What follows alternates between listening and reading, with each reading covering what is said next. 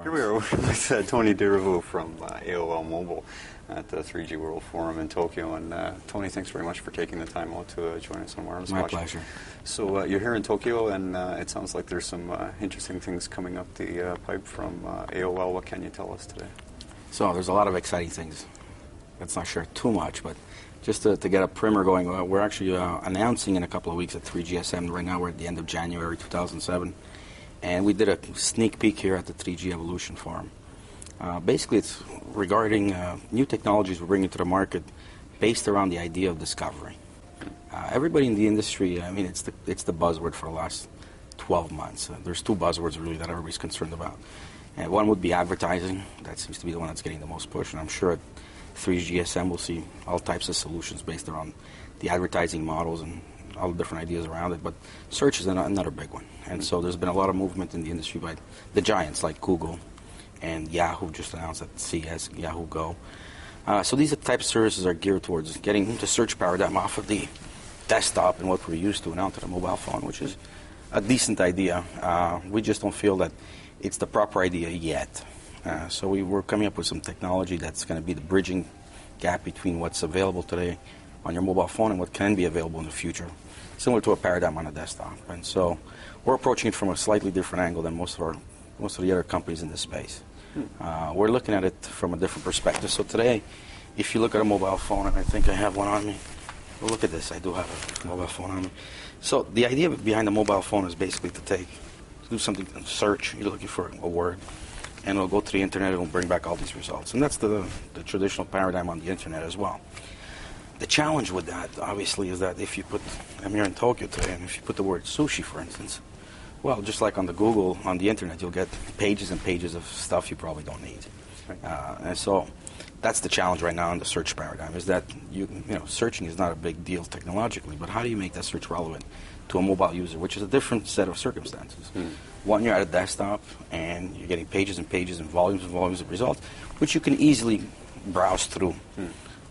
You have a big screen to look at the different results. You can scan things for the information you're looking for.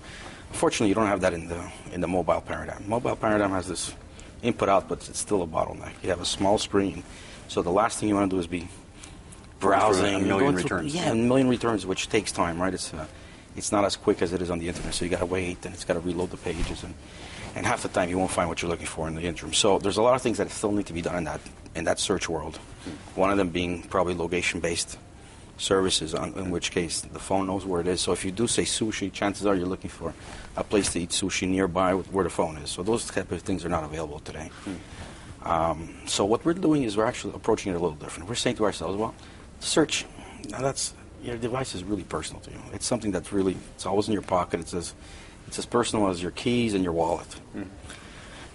So as a result, maybe the first thing we should concentrate on searching is the actual phone itself.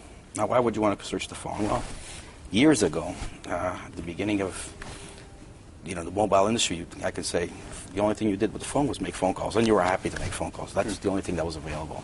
And then things like caller ID came around, and all these new functions and features, and the phones became more powerful. So you started getting a ramp up, essentially, of applications that you can do on the phone. So now you can start changing the clock, for instance, the time on the clock. And if I look at my deck here, there's contacts, messaging, gallery of photos, your calendar, camera, instant messaging, different types of tools, organizers, notes, mobile TV. So there's a lot of things, and that just keeps growing. As phones become more and more powerful, we see that whole thing ramps up. So I call that stuff. Right? Before, when you used to go on a menu, you'd probably find 4 or 5 menu items, and one of them was the messaging, and the other one, it was a really short list. But now the menus are just getting longer and longer, and within the menus, just to change a profile, just changing from vibrate to non-vibrate, you got all these choices, right? There's ring and vibrate slowly, vibrate quickly. I mean, there's vibrate for mail, vibrate for voice. Right.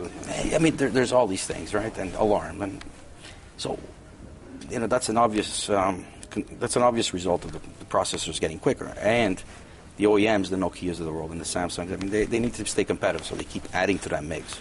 Right.